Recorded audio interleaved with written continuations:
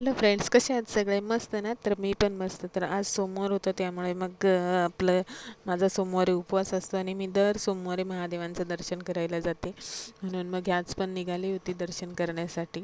तर सगळ्यात अगोदर गेलो, त्यानंतर तिथे जाऊन दर्शन केलं. नंतर पाणी वगैरे तिकडे जे पाणी होतं तेच घेऊन आणि महादेवांच्या पिंडीवर पाणी पण घातलं. फूल आणि बेलपत्र मी घेऊन गेलेले, मग ते पण घालून घेतलं आणि मस्त असा आरामाने दर्शन करून घेतलं. तर हे माझं सोमवारचं संध्याकाळचं रुटीन असतं, जे की मी नेहमीच करते आणि खरोखर सांगते, माणसाला माणसाला समोरून माणूस हसताना दिसतं, पण फक्त ह्या देवांनाच माहिती असतं की ह्या माणसाच्या मनामध्ये काय वादळं चाललेली असतात. म्हणून तर इथे जाऊन थोडंसं तरी निवांत होणं खूप जरुरी असतं, कारण तेच ओळखू शकतात की आपल्या मनामध्ये नक्की काय चाललेलं आहे. तर माझ्याबरोबर माझी लेक पण नेहमी असते, कारण नवसाची लेक आहे ती पण महादेवांच्या, म्हणजे तिला तर दर्शन करण्यासाठी नेणं जरुरी आहे. तर येता येता आम्ही असं ठरवलं की आज आपण पनीर चिल्ली बनवूया. बाहेरून आणून खायचा असा विचार झालेला, पण विचार केला बाहेरून आणण्यापेक्षा आपण घरातच बनवूया आणि खाऊया. म्हणून मग घरातच बनवण्यासाठी आम्ही येता येता घेऊन आलो सामान. तर आम्ही पनीर चिल्ली बनवण्यासाठी सामान घेऊन आलेलो. तर भाज्या वगैरे कट करण्या अगोदर सगळ्यात अगोदर पनीरला जे आहे मी मॅरिनेट करून ठेवलं. तर पनीर मॅरिनेट करण्यासाठी मी त्याचे लांब लांब असे क्यूब कट केले. त्याचबरोबर त्याच्यामध्ये हळद, मीठ, लाल मिरची पावडर आणि ना पनीर मसाला होता माझ्याकडे, तो टाकला. थोडंसं घरचं तिखट टाकलं, कारण आपल्याला घरच्या प्रमाणे बनवायचं आहे, त्यामुळे मी त्याप्रमाणेच मसाले घातले.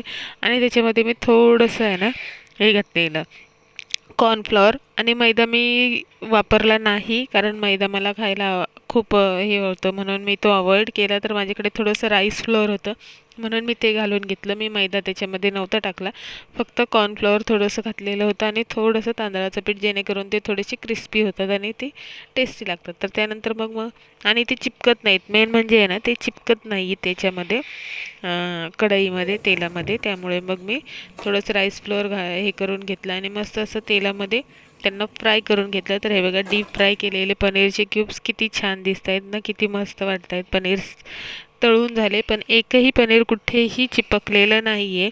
एकदम बरोबर असं ते हे झालेलं आहे, तळलं गेलेलं आहे. जरा देखील ते कुठेही चिपकलं नाही.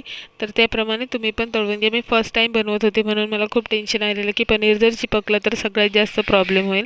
त्यामुळे मग मी थोडंसं सावधानीने बनवलं. पण मला खूप आनंद झाला लास्टला की माझ्याकडून एवढं छानपैकी पनीर चिल्ली देखील बनू शकतं. म्हणून मी विचार केला की आता मी एक रेस्टॉरंट सुरू करते, कारण लग्नानंतर मी खूप काही डिश बनवायला शिकले. तर त्याप्रमाणे मी नक्कीच रेस्टॉरंट चालवू शकते असं मला तरी वाटतंय. तर तुम्ही जर साथ सपोर्ट दिला तर मी नक्की पुढे जाऊन रेस्टॉरंट चालू करण्याचा प्रयत्न करील. ज्याप्रमाणे मला बनवायला येतं त्याप्रमाणे माझी टेस्ट म्हणून तरी मी तसं सर्व करू शकते. तर तुम्हाला जर माझे व्हिडिओ आवडत असेल तर नक्की लाईक, शेअर, सबस्क्राईब करायला विसरू नका. आणि हो, प्लीज सपोर्ट करा. तुम्ही माझ्या चॅनलला लाईक, शेअर, सबस्क्राईब करायला विसरू नका. तुमचा सपोर्ट माझ्यासाठी खूप खूप महत्त्वाचा आहे. तर प्लीज माझ्या व्हिडिओला नक्की लाईक, शेअर, सबस्क्राईब करा. आणि तुम्ही जर चॅनलवर नवीन असाल तर नक्की लाईक करा, शेअर करा, सबस्क्राईब करायला विसरू नका. तर तुम्हाला माझे आलेले व्हिडिओ नक्की बघायला भेटतील.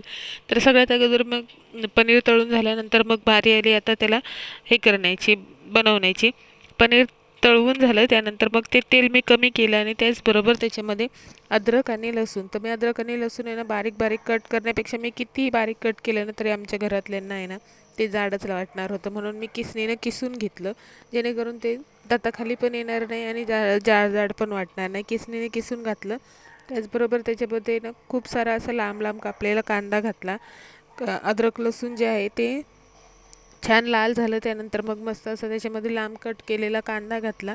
त्याचबरोबर मग कोबी घातली, शिमला मिरची घातली आणि कोबी नाही घातली ॲक्च्युली, शिमला मिरची घातली, सॉरी शिमला मिरची घातली. त्यानंतर कांद्याची पात जी आहे ती मी आणलेली होती, ती पण कट करून घेतलेली बारीक बारीक, तर ती पण घातली. आणि मस्त असं त्यांना आता थोडंसं सॉटे करून घ्यायचं, जास्त हे नाही करायचं, थोडंसं सॉटे करून घ्यायचं. जास्त वेळ हे करायचं नाही, कांदा तर आपला ऑलरेडी हे झालेला आहे. त्यानंतर त्याच्यामध्ये सॉसेस घालून घ्यायचे. तर मी सोया सॉस, चिली सॉस आणि टॉमॅटो केचप जे आहे ते आणलेलं होतं. बाकी मी कुठले सॉसेस जास्त वापरले नाहीत, कारण घरगुती बनवायचं आहे तर घरगुतीप्रमाणेच टेस्ट पण द्यायची. आणि मी सॉस पण खूप जास्त वापरले नाहीत, थोडेच प्रमाणात वापरलेले आहेत. तर तुम्हाला ज्याप्रमाणे वाटतील त्याप्रमाणे तुम्ही हे करू शकता. तर मग सॉसेस टाकल्यानंतर ते चिपकू नये म्हणून त्याच्यामध्ये थोडंसं पाणी घालून आणि हे केलं, थोडंसं शिजवून घ्यायचं आहे सॉस. त्यानंतर हे जे आहे क्यूबप्रमाणे मी कांदे कट केलेले होते, जे आपल्याला पनीर चिल्लीमध्ये वरती असतात ना, सॉरी क्यूबप्रमाणे तसे मग मी ते चौकोनी थोडेसे कट केले होते. शिमला मिरची मी तशी नाही घातली. आणि हो, हिरव्या मिरची घालायला विसरू नका, कारण यामध्ये मेन तर तेच असतं, हिरव्या मिरच्या पनीर चिल्लीमध्ये. तर लांब लांब अशा कट करून घातलेल्या मिरच्या घालायच्या आहेत. आणि त्याच्यानंतर स्लरी बनवलेली होती, थोडंसं कॉर्नफ्लॉवर घालून त्याच्यामध्ये 2-3 चमचे पाणी घातलेलं. तर मिस्टर तिथे उभे होते म्हणून मिस्टरांना सोया सॉस कमी वाटलं म्हणून थोडंसं त्यांना दाखवण्यासाठी थोडंसं घातलं, कारण त्यांना सॉसेस जास्त आवडतात म्हणून.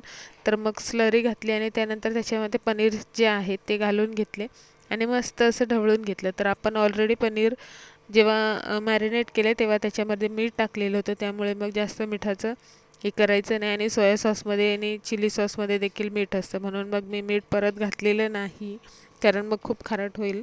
त्यामुळे हे लक्षात ठेवा. तर माझं मस्त असं पनीर चिली स्लरी घातल्यानंतर हे बघा लगेच चमचे सुरू झाले आमच्याकडे. स्लरी घातल्यानंतर मस्त असं मिक्स करून घेतलं त्या याच्यामध्ये, जे आपण फोडणी केलेली होती त्याच्यामध्ये. आणि हे बघा तयार आहे मस्त असं माझं घरगुती स्टाईलचं पनीर चिल्ली. तर खरोखर रेस्टॉरंट देखील फेल होईल, एवढं छान झालेलं. मला वाटलं देखील नव्हतं की माझ्याकडून एवढं छान बनेल, पण खरोखर मस्त, खूप म्हणजे खूप. बघूनच तो एवढं टेस्टी वाटते, एवढं टेम्पटिंग वाटते, म्हटल्यानंतर खायला किती टेस्टी असेलच ना. तर त्यानंतर मग आमचे घरातले म्हटले की आता पनीर चिल्ली बनवले, तर मग आता भात कशाबरोबर खायचं, कारण मी बाजूला भात शिजायला ठेवलेलं. मी विचार केलेला डाळ भात आणि पनीर चिल्ली खाऊया. तर ते म्हटले की डाळ भात बरोबर नाही खाणार तू, आता जे हे केलं आहेस ना, तर आम्हाला त्याचंच फ्राईड राईस बनवून दे. म्हणून मग मी पण हुशार, मग मी भाज्या ज्या होत्या त्या थोडे थोडे राहिलेले होते त्यांना पटापट कट करून घेतलं. कांदा कट केलेला होता तो पण त्याच्यामध्ये घातला आणि मस्त असं त्याच्यामध्येच फोडणी देऊन थोडेसे सॉसेस टाकून जो शिजवलेला भात होता त्याला मस्त असं फ्राईड राईसप्रमाणे त्यांना परतून दिलं. आणि खरोखर सांगते तो पण हॉटेलसारखाच झालेला होता. तर तुम्हाला देखील माझी व्हिडिओ आवडत असेल लाईक शेअर बाय.